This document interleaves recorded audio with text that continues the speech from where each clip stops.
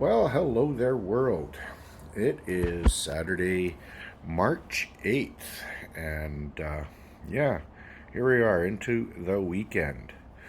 So, I'm not sitting in my usual chair. I thought I'm going to stand up for this video and kind of just give a different perspective. But my little apartment that I live in here, I'm doing some spring cleaning, and there's my bed. I decided to pull that apart and as I said, I've been in my place now 3 years in July, and I haven't really done a deep clean, so I figured time is due. And anyway, I'm not going to post a video talking about my semi-quadrennial cleaning habits. So anyway, just wanted to chat about defense, Canada defense spending. With everything that's going on in the world today, there's been a real renewed focus on Canadian military capabilities and the status of our armed forces and, in relation to our own combat readiness, the support that we've provided Ukraine, and how that has had an effect on our equipment and stockpiles of ammunition and everything. So, I mean, there's a lot of talk going on.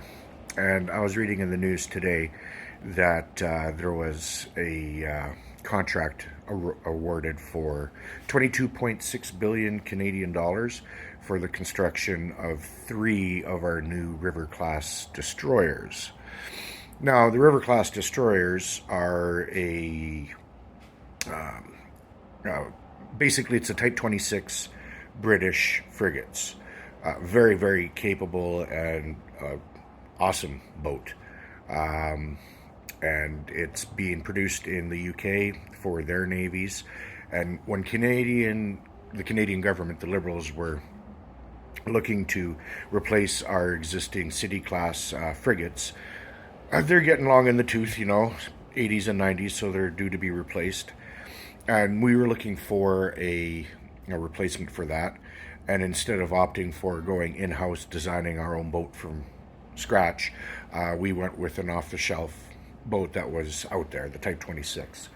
And then the Canadian military is, changed some of the designs to fit our particular needs. So it's bigger and heavier, and just got a few different weapon systems and things that Canada needs in relation to, the Arctic and all of that fun stuff. So that's 22.6 billion for 3. The government is planning on purchasing 15 over the course of the program. Now we add in the F-35. I talked about that in a previous video. I personally was never on board with the F-35. I thought the F-35 was just not the right plane for us. The Saab Gripen, the Mirage 2000 from France, the Typhoon from Great Britain. There was other planes out there that I think, Canada maybe should have gone with. But, it is what it is. And there's talk, and I've even brought it up about, canceling the F-35 program. The unfortunate thing with that is we are already on pace to get our first F-35 in 2026. The Canadian government has announced upgrading to CFB Gold Lake, to house these new jets, right? So I think we're too far along in the process to stop it. Now, that being said, I don't know if we're too far along in the process to maybe diversify, change the contract for the F-35, decrease the amount that we get, and then, go with another manufacturer, a European plane or something like that. But that too, I mean, then you got to have the supply chains and the ability to be able to service 2 platforms. It gets a lot more complicated. Could we have gone with the Boeing F-18 Super Hornet, considering we already fly the F-18 Hornet? Maybe that would have been an option. But, I mean, that is what it is. So I think we're kind of stuck with the F-35. But moving forward, we got the River-class frigates, but then we also are in the market for submarines. The government announced plans to, get 12 submarines. I mean, nothing's been set in stone. I don't know if 12 will be the final number, but there was an announcement from German, Norwegian. They're coordinating together to develop submarines for their navies, and they invited Canada to join the program, and even said that Canada would be put at the front of the list for any, the new boats coming off the line, so they would defer their first shipments of new boats to put Canada first, so we can start getting submarines. I think that's a great idea. I think we should divest ourselves away from Americans as much as possible. But back to my original statement. So we're looking at $22.6 billion for 3 River-class destroyers out of a total of 15. We'll do the math. And then you add in $75 billion for the F-35s. And then we need submarines. And then we need howitzers.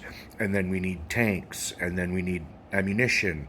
All right, a lot of this stuff we source from other nations. And we don't really have the defense capabilities or the defense industries, I should say, not capabilities, industries to be able to meet the needs. And I think that that's going to be a fundamental change. Mark Carney has stated that, if he were to win the Liberal leadership and become Prime Minister and win an election, that he would focus on building our defense industries in Canada. I think if Pierre Poilievre wins, he would probably be on the same mindset. But here's my question is, do Canadians have the stomach for it? Like right now, we're all being patriotic and we're like, ooh, Canada, and we're all on board with it. 2 years down the line, are we still going to be cool with spending billions and billions of dollars? I mean, that all depends on world events and stuff, eh? So, yeah, I mean, that's just it. We're a fickle bunch, Canadians, right? We hate spending money, and particularly in defense. And that's a complaint of mine, of successive Canadian governments, from Liberals to Conservatives, all the way. In the past 40 years, it's just been punting shit down the road. All right, we've needed new fighter jets for years. We've needed new replacements for frigates. This plan should have been started 10 years ago, right? But governments are afraid, particularly in Canada, to spend money on defense because it seems like, well, we're not a warmongering people, we're peacekeepers. Yeah, but you know what? You still need an Army, Air Force, Navy. You still need soldiers. You still need equipment. Even if you are a non-aggressive country, you still need all this shit. All right, and I think this is a lesson to be taught to Canada, that we did become complacent and reliant on the United States. I know it's not a popular opinion, but I've stated it in the past, maybe not online, but amongst my friends, but I've stated in the past that the Americans are justified in some regards in saying that, Canada is a laggard when it comes to national defense, and that we've taken granted our relationship with the United States and our close proximity, knowing that the United States is never going to let Russia invade Canada because they don't want Russia on, well, maybe now they do, but, 10, 20 years ago, they didn't want Russia on their world's largest undefended border, right?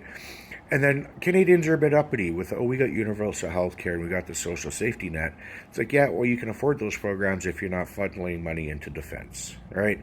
So that's going to be my question. Look, moving forward, we have a lot of expenditures. And I haven't even talked about infrastructure, ports, airports. I'm going to do another video on that. I'm going to do a little take on infrastructure in Canada and how successive governments have failed this country.